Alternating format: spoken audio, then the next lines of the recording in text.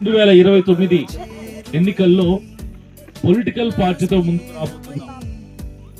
ఎందుకు political party already ఉన్నాయి కదా 4-5 పార్టీలు అంటే ఒకటే, అనగారిపో ప్రజలు,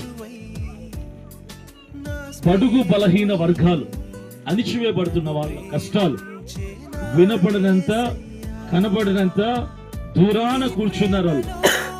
మన సమస్యలను పట్టించుకునే నాదుడు ఈ భూమి మీద మనకు వెదినా కనపట్ల. అలాంటి పరిస్థితుల్లో మనకంటూ ఒక నాయకుడు కావాలి. ఆ నాయకుడు మనలో నుంచి రావాలి.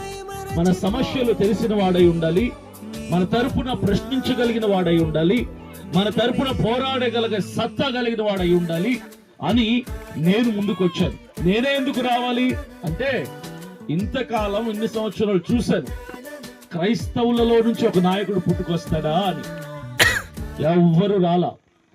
ప్రవీణ్ పగడాల గారిని చంపినప్పుడు అప్పుడన్నా ఎవరైనా బయటకు వస్తారేమో, క్రైస్తవుల తరపున మేమున్నాం అని ముందుకు వస్తారేమో అనుకున్నాను. అప్పుడు ఎవరు రాలా. అప్పుడు నేను బయటికి రావాల్సి వచ్చింది. ఎందుకంటే ఈరోజు దేశవ్యాప్తంగా, ఆంధ్రప్రదేశ్ రాష్ట్ర వ్యాప్తంగా,